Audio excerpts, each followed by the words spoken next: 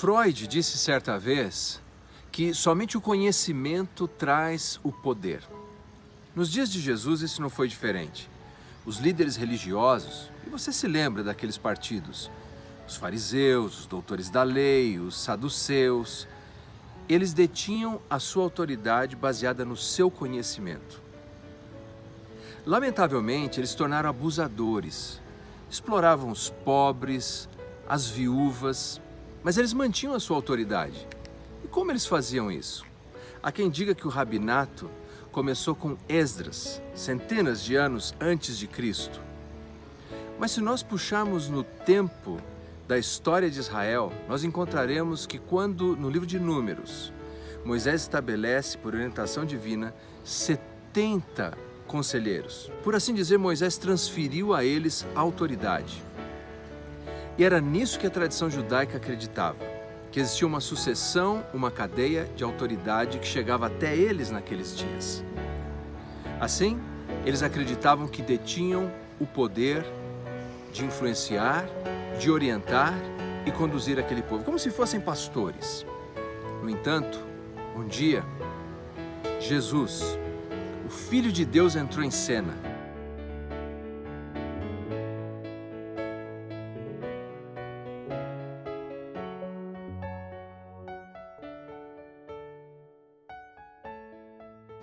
E quando Jesus entra numa sinagoga e ele ensina, todos ficaram maravilhados e diziam: ele ensina como quem tem autoridade.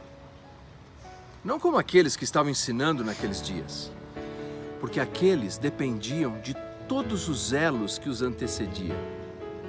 Aqueles repetiam apenas o que já havia sido dito. Mas Jesus não era apenas uma questão de conteúdo, era uma questão de identidade. Jesus carregava em si a autoridade inerente. Depois entraram em Cafarnaum, e logo no sábado foi ele ensinar na sinagoga. Maravilhavam-se da sua doutrina, porque os ensinava como quem tem autoridade e não como os escribas.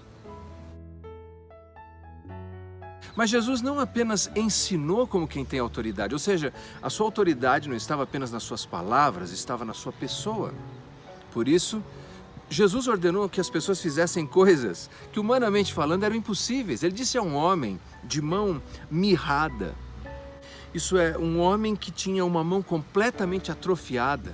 Jesus disse: estende a sua mão. E ele a estendeu.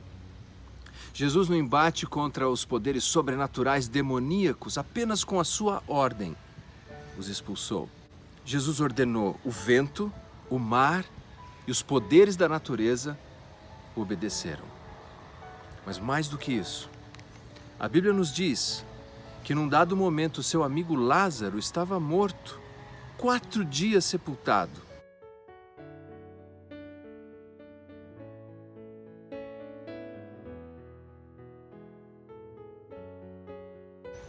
Mas bastou uma ordem de Jesus, e com a sua autoridade, quando ele disse: Lázaro, vem para fora, ele saiu de lá.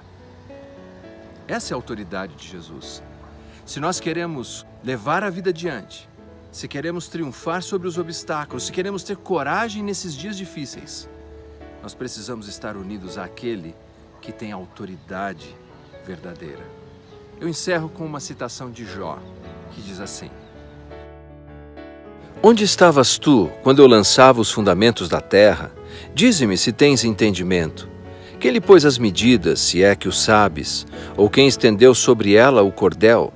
Sobre o que estão fundadas as suas bases? Ou quem lhe assentou a pedra angular? Quando as estrelas da alva juntas alegremente cantavam e rejubilavam todos os filhos de Deus? Ou quem encerrou o mar com portas, quando irrompeu da madre, quando lhe pus as nuvens por vestidura e a escuridão por fraldas, quando eu lhe tracei limites e lhe pus ferrolhos e portas, e disse: até aqui virás e não mais adiante.